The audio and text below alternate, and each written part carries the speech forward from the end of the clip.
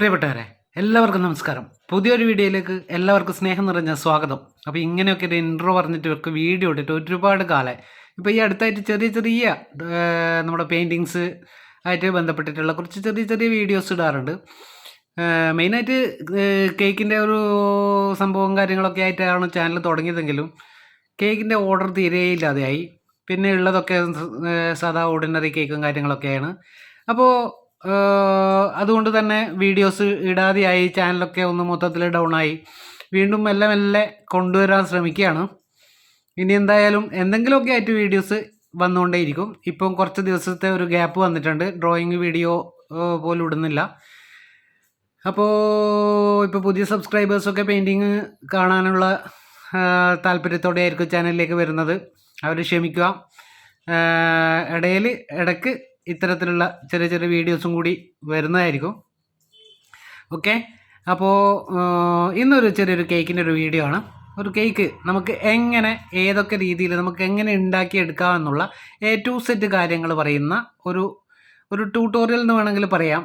ബിഗിനേഴ്സിന് വളരെ ഉപകാരപ്പെടുന്നൊരു വീഡിയോ ആണ്. അപ്പോൾ സ്കിപ്പ് ചെയ്യാതെ, കേക്ക് ഉണ്ടാക്കാൻ ആഗ്രഹിക്കുന്നവർ സ്കിപ്പ് ചെയ്യാതെ ആദ്യം മുതൽ അവസാനം വരെ മുഴുവനായിട്ട് കാണണം എന്ന് അഭ്യർത്ഥിക്കുകയാണ്. അപ്പോൾ കൂടുതൽ പറഞ്ഞ് ബോറടിപ്പിക്കാതെ നേരെ വീഡിയോയിലോട്ടേക്ക് പോവാം. ബാക്കി കാര്യങ്ങളൊക്കെ നമുക്ക് വീഡിയോയിലോട്ട് പറയാം. ഓക്കെ, അപ്പോൾ നമുക്ക് തുടങ്ങിയാലോ.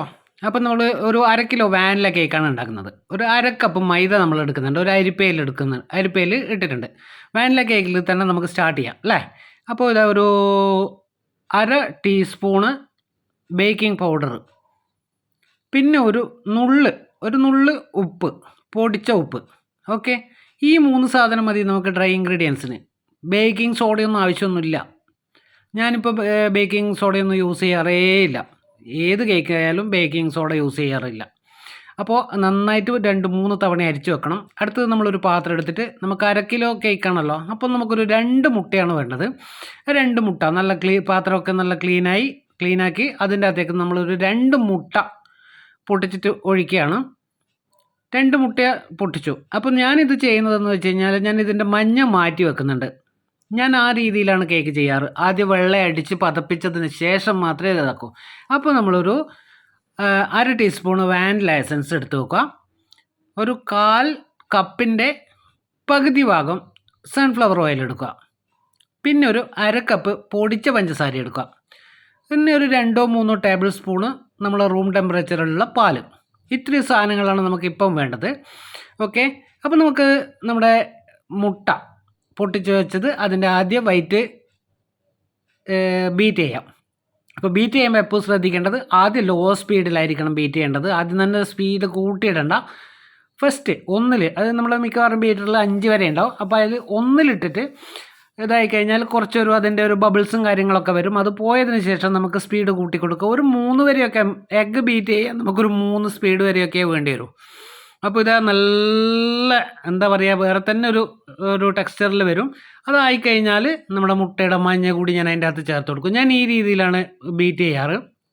അപ്പോൾ അതിൻ്റെ കൂടെ മുട്ടയുടെ മഞ്ഞ ഇട്ട് അതൊന്ന് ആകുമ്പോൾ തന്നെ നമ്മളെന്ത് ചെയ്യുക, നമ്മൾ നേരത്തെ എടുത്ത് വെച്ച വാനില എസൻസ് അതിൻ്റെ അകത്ത് ചേർത്ത് കൊടുക്കുക. ഓക്കെ, അപ്പോൾ അത് നന്നായിട്ടൊന്ന് ബീറ്റായി കഴിഞ്ഞാൽ നമ്മുടെ പൊടിച്ച പഞ്ചസാര ഒരു 2-3 തവണയായിട്ട് നമുക്ക് ഇട്ട് കൊടുക്കാം. അത് നന്നായിട്ട് ബീറ്റ് ആവണം. അല്ലെങ്കിൽ നമ്മൾ കേക്ക് ഉണ്ടാക്കി കഴിഞ്ഞാൽ അതിൻ്റെ അടിഭാഗത്തൊക്കെ വേറെ തന്നെ പഞ്ചസാര ഇങ്ങനെ തന്നെ നിൽക്കുന്നത് കാണാം. അപ്പോൾ പഞ്ചസാര ഇട്ട് കഴിഞ്ഞാൽ നന്നായിട്ട് ബീറ്റ് ചെയ്യണം. അത് കഴിഞ്ഞിട്ട് നമ്മൾ ലോ സ്പീഡിൽ 1 കൊണ്ടുവരിക. 1 ശേഷം നമ്മൾ എടുത്ത് വെച്ചത് 1/4 കപ്പിൻ്റെയും പകുതി സൺഫ്ലവർ ഓയിൽ ഉണ്ടല്ലോ, അത് ഒഴിച്ചു കൊടുത്തിട്ട് ലോ സ്പീഡിൽ ഒന്ന് മൊത്തത്തിൽ നമ്മുടെ ബാറ്ററിൻ്റെ അകത്ത് എല്ലാ സ്ഥലത്തും എത്തുന്ന രീതിയിൽ ഒന്ന് ബീറ്റ് ചെയ്ത് കൊടുക്കുക. ഓക്കെ, അപ്പോൾ ഈ സംഭവം നമ്മൾ ചെയ്യുന്നതിൻ്റെ ഇടയിൽ നമ്മുടെ ഓവൻ സെറ്റപ്പ് റെഡിയാക്കണം. അപ്പോൾ ഇത് നമ്മൾ ഡ്രൈ ഇൻഗ്രീഡിയൻസ് നമ്മളൊരു 2-3 തവണയൊക്കെ ചേർക്കുകയാണ്. ഞാനത് ഓവൻ സെറ്റപ്പിനെ കുറിച്ച് പറയാം. അപ്പോൾ കുറച്ചായിട്ട് 2-3 തവണയായിട്ട് ഇട്ട് കൊടുക്കുക. വളരെ നമ്മൾ ഹാൻഡ് വിസ്ക് കൊണ്ട് വളരെ സ്ലോലി ഒന്ന് മിക്സ് ചെയ്ത് കൊടുക്കുക. കുറച്ച് ടൈറ്റ് ആവുമെന്ന് തോന്നുമ്പോൾ നമ്മൾ നേരത്തെ എടുത്ത് വെച്ച പാല് ചേർത്ത് കൊടുക്കുക. പാൽ കുറച്ച് കൂടുതലായാലും കുഴപ്പമൊന്നുമില്ല, നോക്കിയിട്ട് നമ്മൾ ചെയ്യാം. അപ്പോൾ ഈ സമയത്ത് നമ്മൾ ഈ സാധനങ്ങൾ എടുത്ത് വെക്കുന്ന ഒരു സമയത്ത് തന്നെ നമ്മുടെ ഓവൻ സെറ്റപ്പ് റെഡിയാക്കണം. അതായത് നമ്മുടെ പാത്രം നമ്മൾ ഗ്യാസ് സ്റ്റോപ്പിൽ വെക്കുമ്പോൾ ഒരു നമ്മൾ ഈ സാധനങ്ങൾ വെക്കുന്ന സമയത്ത് ഗ്യാസ് സ്റ്റോപ്പിൽ വെച്ചിട്ട് പാത്രം ഒന്ന് ചൂടാവാൻ വെക്കണം. എന്നാലും മാത്രമേ സംഗതികൾ റെഡിയായി കിട്ടും. അപ്പോൾ നമ്മുടെ ബാറ്ററി നല്ല അടിപൊളിയായിട്ട് നല്ല അടിപൊളി ടെക്സ്ചറിൽ നമുക്ക് ബാറ്ററി കിട്ടിയിട്ടുണ്ട്.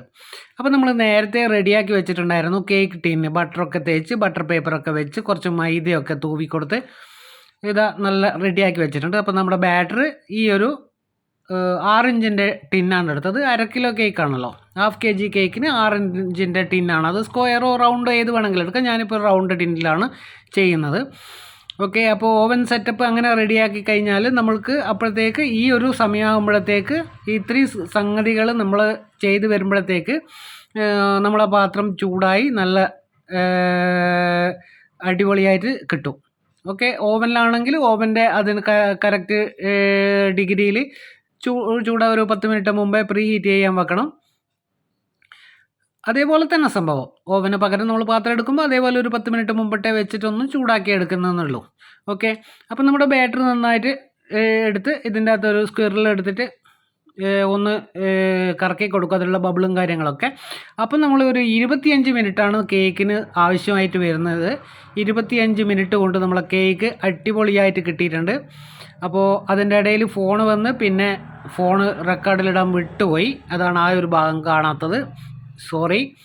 അപ്പോൾ ഇത് ആ കേക്ക് നമ്മൾ 3 ലെയറായിട്ട് കട്ട് ചെയ്തെടുത്തിട്ട് ഷുഗർ സിറപ്പ് അപ്ലൈ ചെയ്ത് കൊടുക്കുന്നുണ്ട്. ഷുഗർ സിറപ്പ് നമുക്ക് ഒരു 1/4 കപ്പ് പഞ്ചസാരക്ക് ഒരു 1/2 കപ്പ് വെള്ളമൊക്കെ ചേർത്തിട്ട് ഒന്ന് തിളപ്പിച്ചെടുത്താൽ മതി, അലിയിപ്പിച്ചെടുത്താൽ മതി, അത്രേ പണിയുള്ളൂ. അതേപോലെ നമ്മൾ ക്രീം ബീറ്റ് ചെയ്ത് വെച്ചതുണ്ടായിരുന്നു, അതുകൊണ്ടാണ് ബീറ്റ് ചെയ്യുന്നത് കാണാത്തത്. നമുക്കൊരു ഏകദേശം 1/2 കിലോ കേക്കിന് ഒരു 1/2 കപ്പ് ക്രീമൊക്കെ മതി. നമ്മൾ ഒരുപാട് ഡെക്കറേഷനും പിന്നെ നല്ല കനത്തിൽ ക്രീമൊക്കെ വെക്കുന്നതാണെങ്കിൽ കുറച്ച് ഒരു 3/4 കപ്പൊക്കെ വേണ്ടി വരും. ഇതിപ്പോൾ ഒരു 1/2 കപ്പ് ക്രീമിനെ കൊണ്ട് റെഡിയാകുന്നതാണ്. അപ്പോൾ ഓരോ ലെയർ ചെയ്യുമ്പോൾ അതിൻ്റെ സൈഡൊക്കെ നല്ല ക്ലീനാക്കി വെച്ചാൽ നമുക്ക് അടുത്ത ലെയർ വെക്കുമ്പോൾ നല്ല എളുപ്പമാണ്. അപ്പോൾ ഞാനിതൊരു വാനില കേക്കാണ് ചെയ്യുന്നത്. അപ്പോൾ ഈ ഒരു സംഗതിയൊക്കെ നിങ്ങൾക്ക് സ്കിപ്പ് ചെയ്യണമെങ്കിൽ സ്കിപ്പ് ചെയ്യാം. അതായത് ഈ കണ്ടൻസ്ഡ് മിൽക്ക് കുറച്ച് ചേർക്കുന്നുണ്ട്, അത് കേക്കിന് ഭയങ്കര ടേസ്റ്റാണ്. അപ്പോൾ അതിനാണ് ഈ ഒരു കണ്ടൻസ്ഡ് മിൽക്ക് കുറച്ച് ചേർക്കുന്നത്. വാനില കേക്കിനൊന്നും സാധാരണ എല്ലാവരും അതൊന്നും ചേർക്കാറില്ല. അപ്പോൾ അത് നിങ്ങൾക്ക് വേണമെങ്കിൽ ഒഴിവാക്കാം, അത് കുഴപ്പമൊന്നുമില്ല. കുറച്ച് കണ്ടൻസ്ഡ് മിൽക്ക് ചേർത്ത് കൊടുക്കുക. അത് കഴിഞ്ഞിട്ട് കുറച്ച് ബദാമും കുറച്ച് വൈറ്റ് ചോക്കോ ചിപ്സും ആഡ് ചെയ്ത് കൊടുക്കുന്നുണ്ട്. ഓക്കെ, അപ്പോൾ അതേപോലെ നമ്മുടെ അടുത്ത ലെയറും അതേപോലെ ചെയ്തെടുക്കണം. ഈ പറയുന്ന ഫില്ലിങ്സും കാര്യങ്ങളൊക്കെ തന്നെയാണ്. അപ്പോൾ ഇത് ഞാൻ പറഞ്ഞ പോലെ കണ്ടൻസ്ഡ് മിൽക്ക് നിങ്ങൾക്ക് വേണമെങ്കിൽ ഒഴിവാക്കാം, വേണ്ട എന്നുണ്ടെങ്കിൽ നിങ്ങൾക്ക് ഒഴിവാക്കാം. അപ്പോൾ ഈ ഒരു ലെവലിൽ ചെയ്ത് എടുക്കുകയാണ്. 3ാമത്തെ ലെയറും വെച്ച് ഇനി നമുക്കൊന്ന് മൊത്തത്തിലൊന്ന് കവർ ചെയ്തെടുക്കാം. വേറെ വലിയ ഡെക്കറേഷനോ കാര്യങ്ങളോ ഒരുപാടൊന്നുമില്ല. ജസ്റ്റ് നമുക്കൊരു വാനില കേക്ക് എങ്ങനെ ഉണ്ടാക്കിയെടുക്കുക എന്നുള്ളതാണ് ഈ ഒരു വീഡിയോ കൊണ്ട് ഉദ്ദേശിച്ചത്. തുടക്കക്കാർക്കൊക്കെ കേക്ക് ഉണ്ടാക്കി നോക്കിയിട്ട് പരാജയപ്പെട്ടവർക്കൊക്കെ ഉപകാരപ്പെടുന്നു തന്നെയാണ് എൻ്റെ ഒരു വിശ്വാസം. അപ്പം നമ്മൾ ഐസിങ് ചെയ്യുന്നത് നോക്കുക. ഈ ഒരു രീതിയിൽ ചെയ്ത് കഴിഞ്ഞാൽ നമുക്ക് നല്ല അടിപൊളി ഫിനിഷിങ്ങിൽ നമുക്ക് കിട്ടും. അവിടെ മേലത്തെ ഭാഗം കുറച്ച് പാച്ച് ഉണ്ട്, അപ്പോൾ അവിടെയൊക്കെ കുറച്ചുകൂടി ഒന്ന് അപ്ലൈ ചെയ്ത് കൊടുത്തിട്ട് ഒരുപാടൊന്നും ക്രീം എടുക്കുന്നില്ല. നിങ്ങൾ കണ്ടതാണ്, വളരെ കുറച്ച് ക്രീമിനെ കൊണ്ടാണ് ഈ ഒരു കേക്ക് ചെയ്തെടുക്കുന്നത്. ഫില്ലിങ്സിലായാലും ചില ആൾക്കാരൊക്കെ കേക്കിൻ്റെ അതേ കനത്തിൽ തന്നെ ഓരോ ലെയറിൻ്റെ ഇടയിലും ക്രീം വെക്കുന്നതാണ്. അപ്പോൾ കൂടുതൽ കസ്റ്റമേഴ്സും ക്രീം വളരെ കുറച്ച് മതി എന്ന് പറയുന്നവരാണ്. അപ്പോൾ അതിനനുസരിച്ചിട്ട് നമ്മൾ ചെയ്ത് കൊടുക്കുക. ഏതെങ്കിലും ഒരു നോസിലിട്ടിട്ട് ഒരു പൈപ്പിംഗ് ബാഗിലാക്കി ഇതേപോലെ നിങ്ങൾക്ക് ഇഷ്ടമുള്ള രീതിയിൽ ഡിസൈൻ ചെയ്തെടുക്കാം. ഞാനതൊരു സിമ്പിളായിട്ട് പെട്ടെന്ന് ചെയ്യാൻ പറ്റുന്ന രീതിയിലുള്ള ഒരു സിമ്പിൾ ഡിസൈൻ ചെയ്യുകയാണ്. നിങ്ങൾക്ക് ഇതേപോലെ തന്നെ ചെയ്യണമെന്നുണ്ടെങ്കിൽ നിങ്ങൾക്ക് ഇതേപോലെ ചെയ്യാം. ഇതിനിപ്പോൾ വേറെ എന്തെങ്കിലും കളർ എടുത്തിട്ട് വേണമെങ്കിൽ അങ്ങനെ ചെയ്യാം. ഞാൻ ഇതിന് ശേഷം ചെറിയൊരു കളറിൻ്റെ ഒരു പ്രയോഗം നടത്തുന്നുണ്ട്. നമുക്കൊരു സ്പ്രേ കിട്ടും, ഫുഡ് കളർ തന്നെയാണ്. അപ്പോൾ അതിൻ്റെ ഒരു പിങ്ക് കളർ ഉണ്ടായിരുന്നു, അതിനെ കൊണ്ടൊന്ന് സ്പ്രേ ചെയ്ത് കൊടുത്തതാണ്. നമുക്ക് വേണമെങ്കിൽ കേക്കിന് മുഴുവനായിട്ട് വേണമെങ്കിൽ സ്പ്രേ ചെയ്യാം, എങ്ങനെ വേണമെങ്കിലും ചെയ്യാം. അല്ലെങ്കിൽ നമ്മൾ ക്രീമിൻ്റെ അകത്ത് കളർ ചെയ്യാം. അപ്പോൾ വെറുതെ ജസ്റ്റ് ഒന്ന് ഹാപ്പി ക്രിസ്മസ് എന്ന് എഴുതുകയാണ്. ഇത് ചോക്ലേറ്റ്, ഡാർക്ക് ചോക്ലേറ്റ് ഗണാഷ് കൊണ്ടാണ് ഞാൻ എപ്പോഴും കേക്കിൽ പേരെഴുതാറ്. നല്ല വൃത്തിയിൽ നമുക്ക് എഴുതാൻ പറ്റും. അത് എത്ര സമയമായി കഴിഞ്ഞാലും കേക്ക് ഷെയ്ക്കായി പോയാലും ഈ എഴുതിയത് അവിടെ തന്നെ ഉണ്ടാവും. അപ്പോൾ ഇതാണ് കേക്കിൻ്റെ ഫൈനൽ ലുക്ക്. അപ്പോൾ ഈ ഒരു വീഡിയോ നിങ്ങൾക്ക് എല്ലാവർക്കും ഇഷ്ടമായിട്ടുണ്ടാകുമെന്ന് വിചാരിക്കുന്നു. അപ്പോൾ എല്ലാവരും ഒന്ന് ലൈക്ക് ചെയ്യുക, ഷെയർ ചെയ്യുക, സബ്സ്ക്രൈബ് ചെയ്യാത്തവരൊന്ന് സബ്സ്ക്രൈബ് ചെയ്യുക, എല്ലാവരും ഒന്ന് സപ്പോർട്ട് ചെയ്യുക. വീഡിയോ കാണുന്നവർ എല്ലാവരും ഒന്ന് ലൈക്ക് ചെയ്യണം. ഓക്കെ.